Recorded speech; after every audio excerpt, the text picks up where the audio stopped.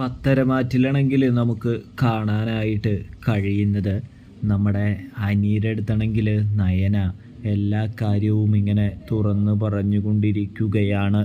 ഇതേ സമയമാണെങ്കിൽ നമ്മുടെ ആദർശാണെങ്കിൽ പെട്ടെന്ന് തന്നെ അവിടേക്ക് കടന്നു വരാനായിട്ട് ഒരുങ്ങുന്നുണ്ട്. അപ്പോഴാണ് ഇവർ മുത്തശ്ശനെ കുറിച്ച് സംസാരിക്കുന്നതൊക്കെ കേൾക്കുന്നത് കേട്ടോ.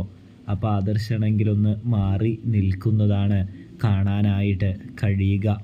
അപ്പോഴാണെങ്കിൽ നയനയാണെങ്കിൽ അനിയോട് പറയുന്നുണ്ട്, ആദർശേട്ടൻ ഈ കാര്യം ഒരിക്കലും അറിയരുത്. ഞാൻ ആദർശേട്ടനെ നിന്നും ഇതൊക്കെ മറച്ചു വെച്ചു എന്ന് പറഞ്ഞാൽ ആദർശേട്ടന് വല്ലാത്ത വിഷമവും സങ്കടമൊക്കെ ആവും.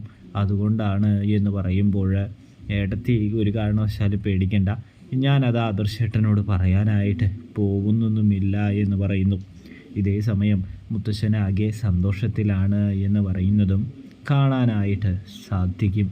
അപ്പോഴാണെങ്കിൽ മുത്തശ്ശൻ എന്നെ വിളിച്ച് ഒരുപാട് അഭിനന്ദനവും കാര്യങ്ങളൊക്കെ അറിയിച്ചു എന്ന് പറയുന്നു. അത് കേട്ടതും ആദർശാണെങ്കിൽ മുത്തശ്ശൻ അഭിനന്ദനം അറിയിച്ചെന്നോ, എന്താണ് ഇതിനർത്ഥം എന്നൊക്കെ ചിന്തിക്കാനായിട്ട് തുടങ്ങുമ്പോഴാണ് എന്തായാലും മുത്തശ്ശന് ആദർശേട്ടനോട് ദേഷ്യമില്ല എന്നറിഞ്ഞപ്പോൾ എനിക്ക് സന്തോഷമായി. ഇത് ആദർശേട്ടൻ ശത്രുക്കളെ നശിപ്പിക്കാൻ വേണ്ടി മുത്തശ്ശൻ കൊടുത്തിരിക്കുന്ന ഒരു ചെറിയ ശിക്ഷയാണ് എന്ന് അറിഞ്ഞപ്പോഴാണ് എനിക്ക് സത്യം പറഞ്ഞാൽ വളരെയധികം സന്തോഷമായത്, ഇഷ്ടമായത് എന്ന് പറയുന്നത് കാണാനായിട്ട് കഴിയൂട്ടോ. അപ്പോഴാണെങ്കിലാണ് സത്യം പറഞ്ഞാൽ ആദർശ് മുത്തശ്ശൻ്റെ സ്നേഹം തിരിച്ചറിയുന്നത്.